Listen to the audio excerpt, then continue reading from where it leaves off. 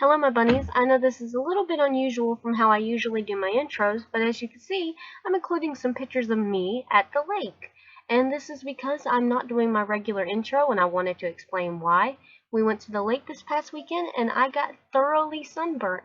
So because of that, I am either shirtless or covered in aloe vera, and I just don't want to show that off. So yeah, not wrong with that, but I just wanted to give y'all a reason why.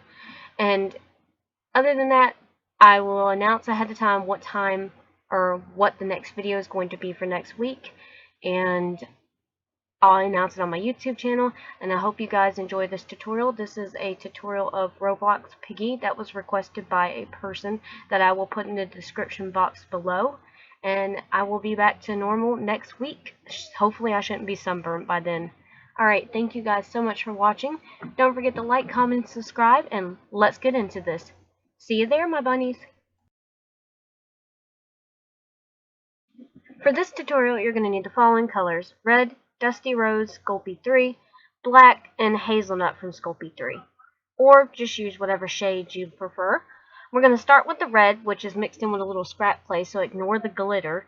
And I rolled it into a chunky teardrop shape and then cut the bottom and top off to make Roblox Piggy's kind of like dress moo-moo thing. Then I also used that top piece to cut into two smaller balls for the cheeks that we'll use later. And for structure, I stuck a toothpick in the torso for stability. And then go and wash your hands off because red clay bleeds on everything in your life. And clean your desk off too before you move on. Next, we're going to move on to Dusty Rose, which we don't need that much. We're going to make the head first. So we've got a block right here that's about 1 inch in diameter, about 1 inch wide. Then we roll that into a perfectly circular shaped circle. Unlike my normal egg shape that I usually do, I just wanted it to look more like the character. Then I pre-rolled all the other balls that I would need. I should have done them all at once, but you know, whatever, let's get wild with it. Then the ball in the front, I'm going to flatten out with this X-Acto blade backing to make the nose. Go ahead and stick that on the face, even though this picture is so whitewashed with the lighting, but you know, whatever. Then I use my dotting tools to indent for 2 nostrils and for the eye sockets, which again you can't see because of the lighting. And you can see it a little bit better here, but it doesn't help too much.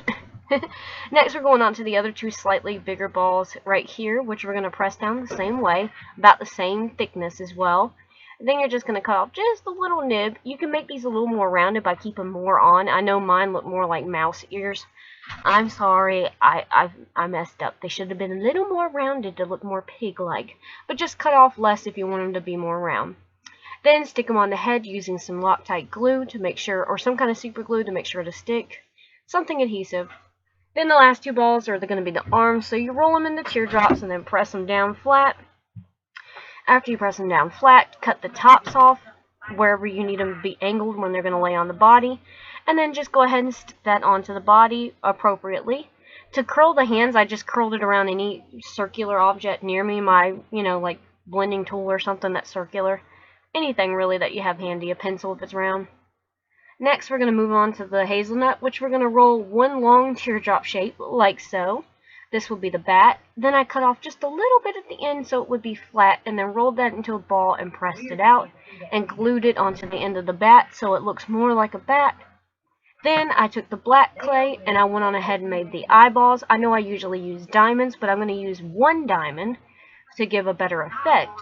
And I put these eyes inside the socket, and then I used please ignore the background noise. Then I used the 4mm size acrylic beads that I normally use. They're just slightly smaller to indent in 1 eyeball, and then I took it out before baking, and I baked it for 350 degrees for 12 minutes in a gas. If you do it in an electric, only do it for 9 minutes, but you should know that by now if you've watched any video from me. Then I used Loctite glue and glued the eyeball back in once it was baked and cooled off. Then I mixed a very small amount of black paint with water and just kind of like smudged it everywhere that seemed appropriate using a reference photo to know where the smudges should be.